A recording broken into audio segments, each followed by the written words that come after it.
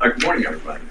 I am delighted to announce that we've reached a bipartisan agreement that includes Democrats, Republicans, members of the Senate, and the Treasury Department on an issue that had been vexing us for a while. I want to thank the co-sponsors of an amendment that I will be filing as soon as the Senate opens today. The co-sponsors on the amendment will be Senators Warner, Senator Lummis, Senator Portman, and Senator Sinema. And I want to take a moment to say I really appreciate the very constructive work that Senator Wyden has done along the way as we have wrestled with this issue. I think it's fair to say there's a very broad, maybe even a universal agreement that centralized digital asset exchanges behaving as brokers should be required to report transactions just like other kinds of brokers already do. The underlying text of the bipartisan infrastructure bill attempts to do this, but it does it in a way that we believe is significantly flawed. See, the current text would ensnare people and companies and impose reporting requirements, transaction reporting requirements on those to whom it should not apply, and in some cases to those who couldn't possibly even obtain the information. For example, crypto transaction validators, people who write software code who have no further involvement with its application. And I think an analogy that might be helpful is, think about Merrill Lynch.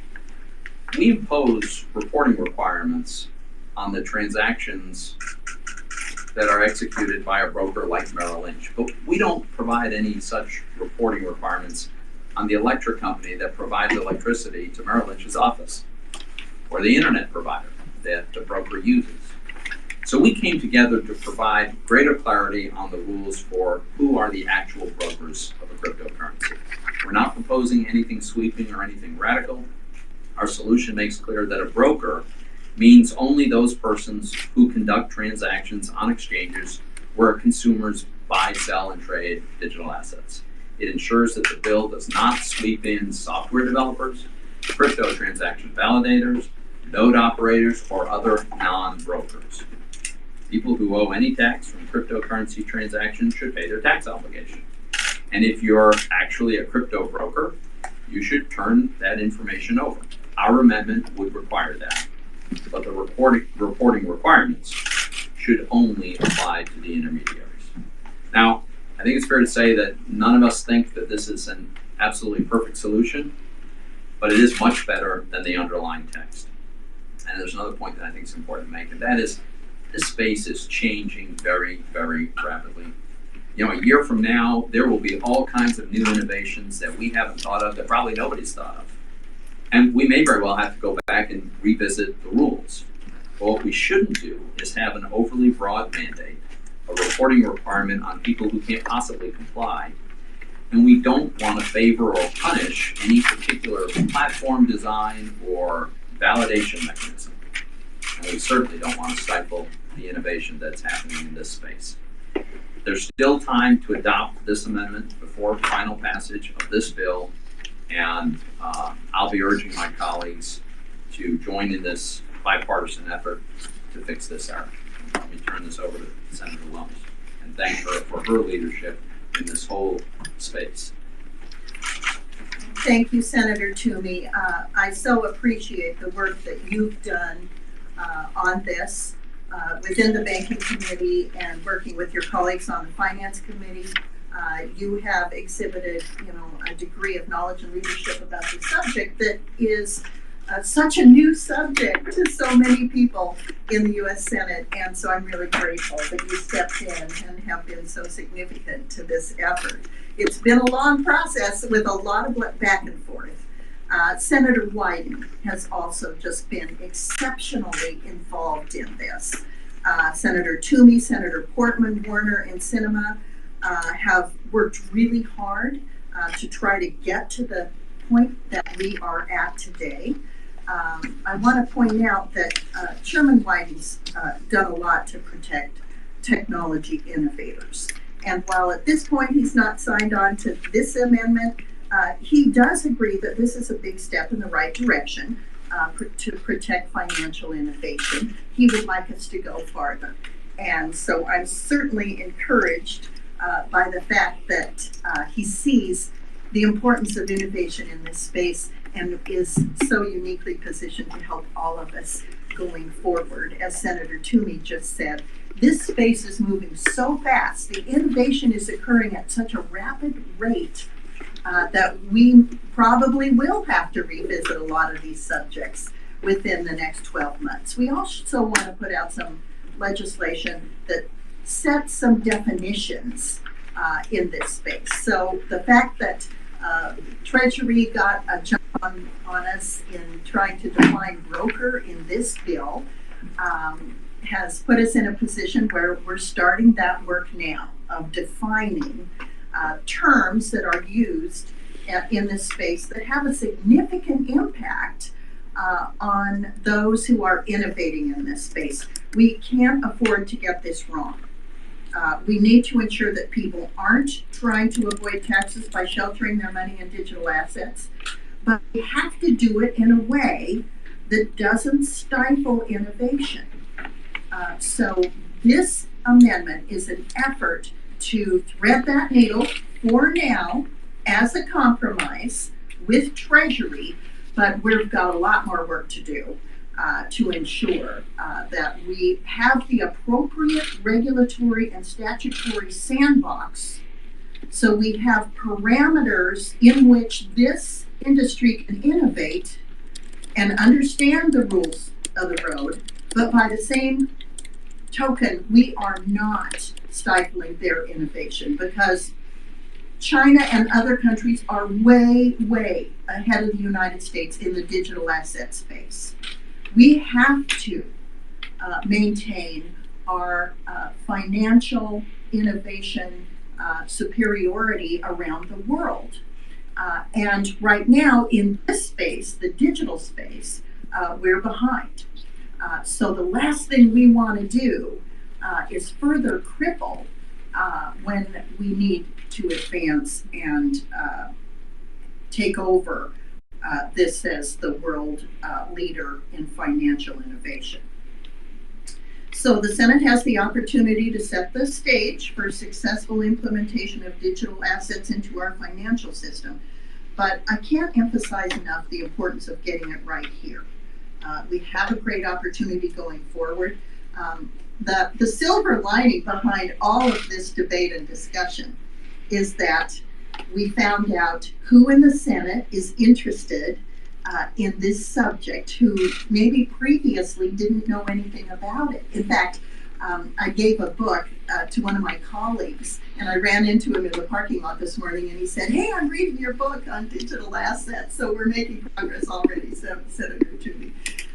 And we have found people who either want to learn or because this digital asset industry mobilized on social media to lobby in a very positive, respectful way, we finally were able to illustrate to members of the Senate that there are a lot of people that are interested in digital assets, working in some aspect of digital assets, and now have contact with their U.S. senators and can begin a dialogue with them about what they're trying to accomplish and how the U.S. Senate, how Congress can help them innovate, have appropriate regulation, but not stifle them.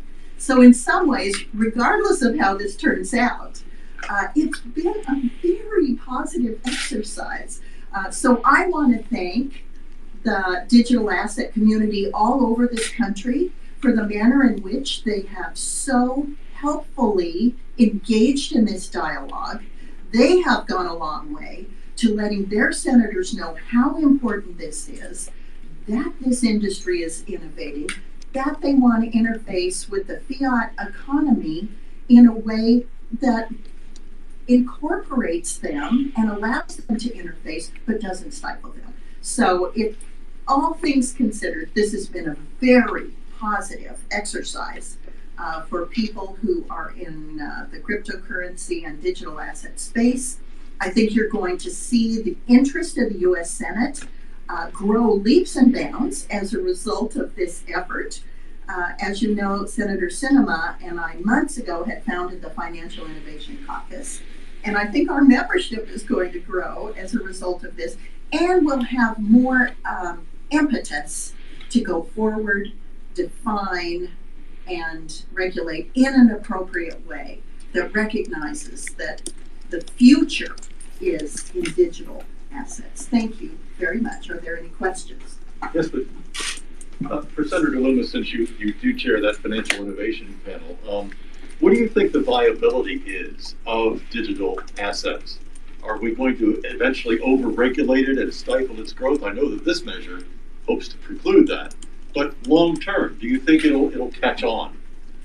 I do believe that long term it will catch on. I believe there are so many innovators in the United States right now. Since China kicked out the Bitcoin miners, allegedly because of energy production, but we all know it's because they don't want the competition for the digital yuan. They want their currency, which is not transparent on the blockchain, but that allows them access to the information on how the digital yuan is being used. We want to make sure that if there is a digital dollar, or if stable coin becomes the standard for the fiat currency world, and that the non-fiat currency world can grow and interface with the fiat currency world, that you'll have sort of the best of both worlds. It will allow the non-banked to participate in the economy, just as we've seen people in El Salvador do. And it will also allow people to use it as a store of value. So I'm optimistic. I think that there's so much energy and excitement and innovation in the space. It's almost like when the internet first started, we're seeing this exponential growth. And so I'm very excited about this space, and I think that there's a lot to commend its very positive future in the United States. Yeah, I just want to add, I think the most exciting potential in this whole space are going to be the apps that we haven't thought of yet.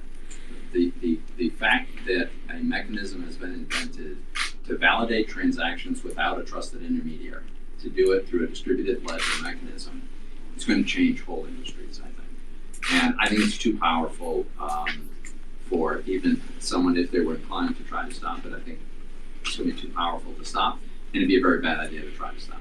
So, for both senators, if this amendment is included in the package, would you guys vote for final passage of the infrastructure bill? And also, secondly, do you have any concerns about the climate change component that cryptocurrency has?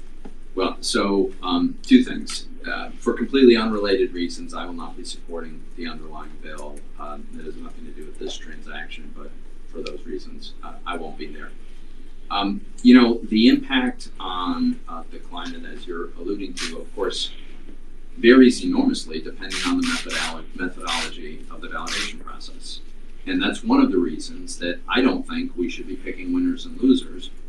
Tomorrow, we may learn about a whole new mechanism for validating transactions.